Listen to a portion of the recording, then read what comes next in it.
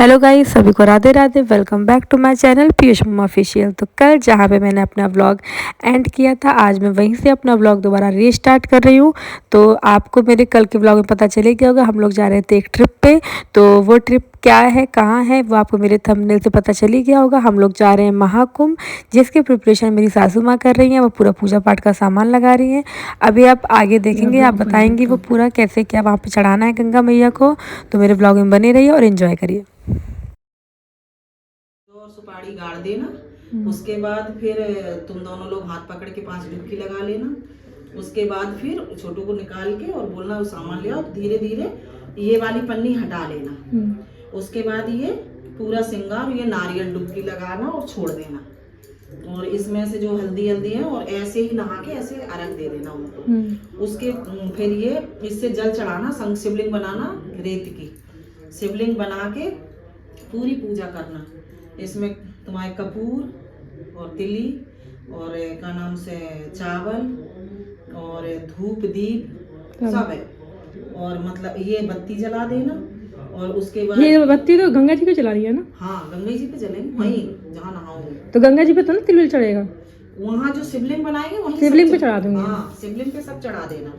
और ये साड़ी को खोल के और अच्छे से ऐसे करके देना, फिर चाय जोड़ ले जाए।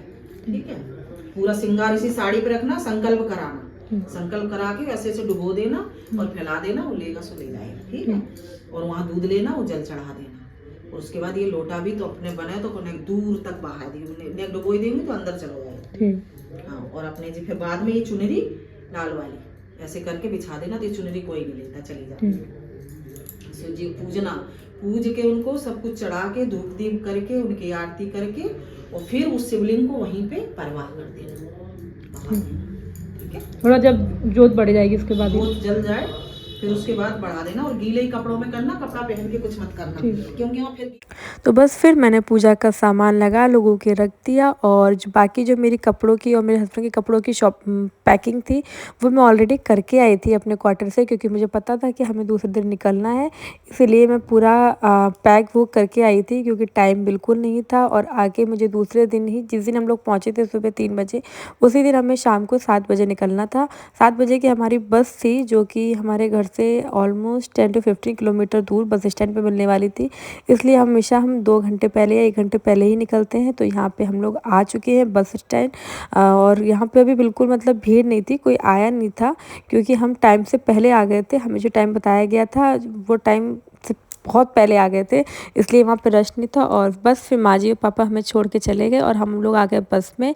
हमने करा था स्लीपर कोच, क्योंकि सफ़र में सोते हुए लेटते हुए जाओ तो कंफर्टेबल रहता है। नहीं तो मेरे हस्बैंड का तो मन था कार से जाने का, लेकिन मैंने उनको मना किया कार से जाने के लिए। मैंने बोला कि परेशान हो जाओगे, ऑलरेडी सफ़र करके आए थे, दोबारा से सफ़र करना बहुत मुश्किल हो जाता है, और 2 लोगों के लिए तो बहुत ज़्यादा, क्योंकि कभी भी नींद आ सकती है। और हमारे यहाँ से इलाहाबाद काफ़ी दूर है, 600 to 500 किलोमीटर है। तो इस वजह से मैंने उनसे मना कर दिया।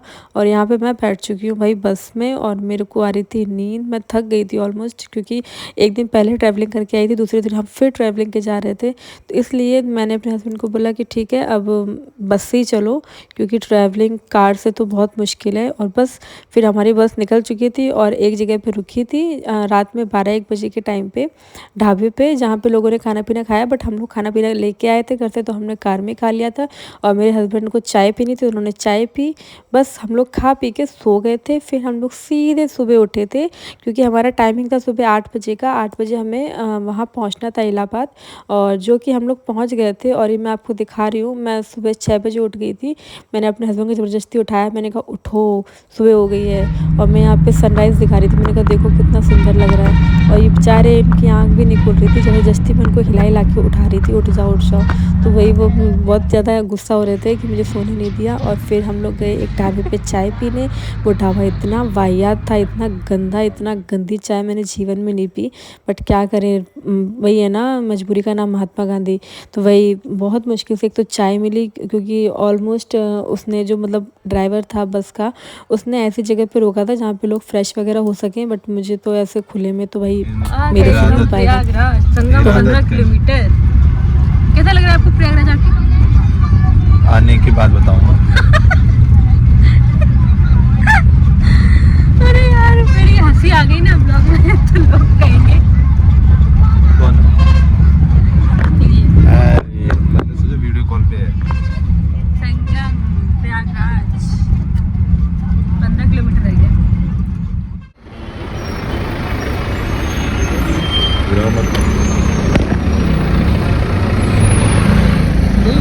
पता है यहाँ पर इतनी ज़्यादा भीड़ थी। हम यहाँ पे 15 से 16 किलोमीटर दूर था जो घाट, मतलब त्रिवेणी घाट और जो भी संगम वगैरह है वो यहाँ से काफ़ी दूर था।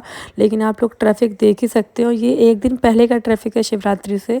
और लोग फुटपाथ के ऊपर से बाइक निकाल के ले जा रहे हैं। बाइक वालों को तो कोई इतनी परेशानी नहीं हो रही थी, लेकिन जो कार से आए थे उनको काफ़ी परेशानी हो रही थी। इसलिए मैं कार लेके, और मैंने अपने हस्बैंड को मना किया क्योंकि कार लेके आना इतनी दूर से और फिर उसको खड़ा करना, ढूंढना बहुत परेशानी होती। इसलिए हम लोग आए थे सीधे बस से और यहाँ हम लोग पहुँच चुके हैं। बस पार्क कर दी गई है, बस हो गई है 15 से 16 किलोमीटर पहली पार्क। तो वहाँ से हमें पैदल आना था, लेकिन टचवुड वहाँ पे हमें ऑटो मिल गया। ऑटो से हम लोग पहुँच गए थे मेवा घाट। मेवा घाट से 15 किलोमीटर नहीं 13 किलोमीटर रह जाता है। 13 भी नहीं, सॉरी 9 किलोमीटर रह जाता है जो हमें पैदल चलना पड़ता है। लेकिन कहते इतना दूर तो आपको चलना पड़ेगा। अब तो मतलब कुंभ ख़त्म हो गया है तो अब तो गाड़ी वाड़ी चलने लगी है, लेकिन उस दिन बहुत ज़्यादा ही भीड़ थी जिस दिन हम लोग गए थे। और दूसरे दिन शिवरात्रि थी, इसलिए लोग एक दिन पहले ही आना शुरू हो जाते हैं, तो इसी वजह से भीड़ होनी शुरू हो गई थी। और हम लोग जिस दिन निकले हैं शाम को, उस दिन वहाँ पर ट्रैफिक लगना ऑलमोस्ट शुरू हो गया था।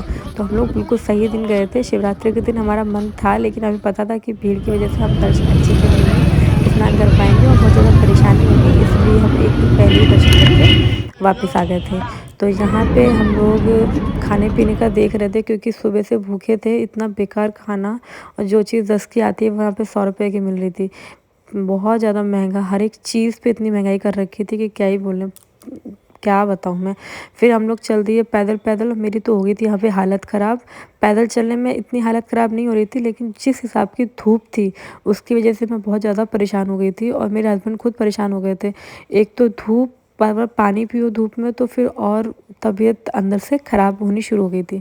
तो यहाँ पे हम लोग त्रिवेणी ऑलमोस्ट पहुँचने वाले थे। हम लोग अरेल घाट पहुँच गए थे।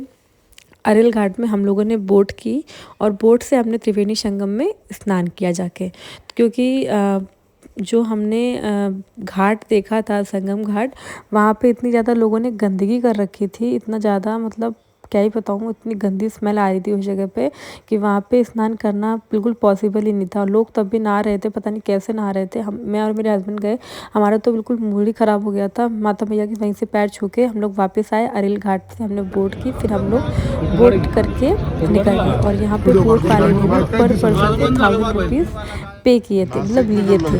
और मेरे हस्बैंड और मैंने, हम लोगों ने 1000 रुपीज़ 2000 रुपीज़ दोनों लोगों ने पे किया था। लेकिन तब भी इससे हम लोग बोट से जो गए थे बहुत ही अच्छे से दर्शन, आराम से दर्शन हो गए थे और बिल्कुल आराम से साफ़ सुथरी जगह थी जहाँ पे हमने आराम से संगम में स्नान किया और अच्छे से पूजा पाठ की। क्योंकि अगर हम घाट पे करते तो वहाँ पे काफ़ी ज़्यादा भीड़ थी, जिसकी वजह से हम पूजा पाठ भी नहीं कर पाते, कुछ भी नहीं कर पाते। और ऊपर से सामान, हम लोग हस्बैंड वाइफ कहाँ पे सामान रखते, कहीं देखता सामान लगाने के साथ में, तो जो बिल्कुल पॉसिबल हो ही नहीं पाता। इसलिए मैंने और मेरे हस्बैंड ने यही बिल्कुल वो किया कि एक काम करते हैं कि बोट कर लेते हैं। बोट पे कम से कम सामान भी सेफ है, आराम से नहा भी लेंगे, डुबकी भी लगा लेंगे और पूजा पाठ भी आराम से कर लेंगे। तो यहाँ पे हम लोग बोट में आ चुके हैं और यहाँ पे एक बोट में कम से कम 15 कितनी 50-60 बोट हैं, बहुत बोट हैं।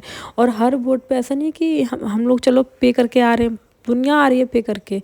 लेकिन बहुत कहते हैं ना, माता मैया ने बुलाया तो ठीक है, इतना तो पैसे रुपये हम अपने ऊपर खर्च कर लेते हैं। एक बार भगवान के दरबार में गए तो वहाँ पे भी हमें सोचना नहीं चाहिए इन चीज़ों के लिए। तो यहाँ पे मैं जो भी सामान लेके आई थी, पूजा पाठ का साड़ी, उनका श्रृंगार का सामान, लोटा, कलश, नारियल, सब कुछ हमने माता मैया को चढ़ाया, सूर्यदेव को जल अर्पित किया, फिर लगाई हमने साथ में डुबकी। और मैं यहाँ पे कान बंद करके डुबकी इसलिए लगा रही हूँ क्योंकि मेरे कान में होता है दर्द, अगर ज़रा भी पानी चला गया तो मुझे प्रॉब्लम होने लगती है, इसलिए मैं कान बंद करके डुबकी लगाती हूँ। तो यहाँ मेरे हस्बैंड ने अपना कपड़े अपने चेंज कर लिए हैं बिल्कुल, और मैंने चेंज नहीं किया है क्योंकि मैं कंफर्टेबल नहीं थी। मेरे जो बोट है उसमें सारी जेंट्स थे, इस वजह से मैं कंफर्टेबल नहीं थी। तो मैंने जाके चेंजिंग रूम में ही चेंज किया, और मेरे हस्बैंड ने और जितने भैया लोग थे उन्होंने सब ने वहीं पे चेंज कर लिया, तो उनको कुछ प्रॉब्लम नहीं हुई। लेकिन मेरे बोट में एक भी लेडीज़ नहीं थी, इस वजह से मैं कंफर्टेबल हो नहीं पाई।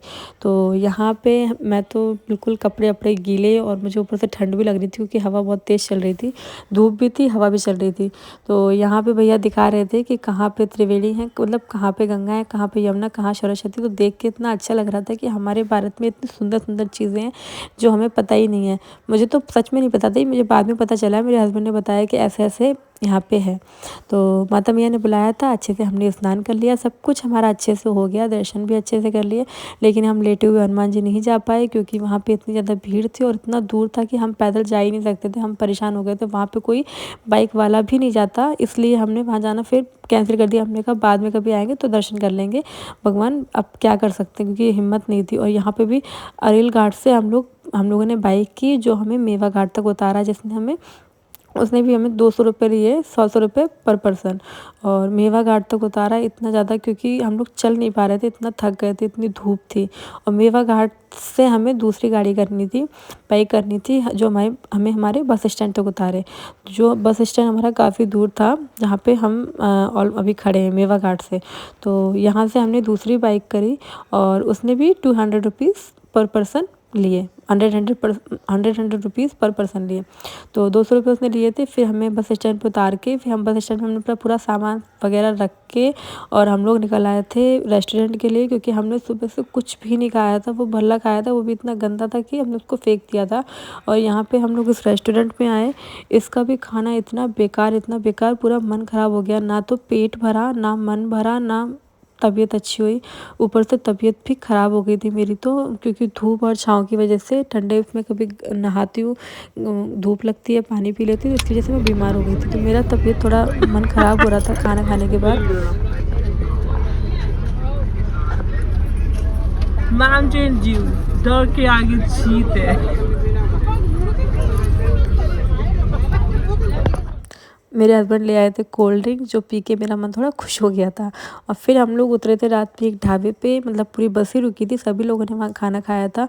और हमने भी एक प्लेट ऑर्डर करी थी, और हर ढाबे पे सिर्फ एक ही प्लेट थी, दाल चावल सब्जी रोटी की। जो थोड़ा बहुत खाया तो ठीक है, थोड़ा मन भी सही हो गया, वरना तो भूख लगी थी बहुत ज़्यादा। और हम लोग पहुँच गए हैं बस स्टैंड, वहाँ से हमने किया ऑटो करके हम लोग निकल गए अपने घर के लिए। और आशा करती हूँ आपको आज का मेरा व्लॉग पसंद आया होगा, और अगर कोई मेरे चैनल पर नया है तो प्लीज़ मेरे चैनल को सब्सक्राइब करिए, बेल आइकन को प्रेस करिए, ताकि जब भी कोई नया वीडियो लाइव करूँ उसका नोटिफिकेशन आपको शो हो। तो सभी को राधे राधे, जय माता दी, जय श्री राम।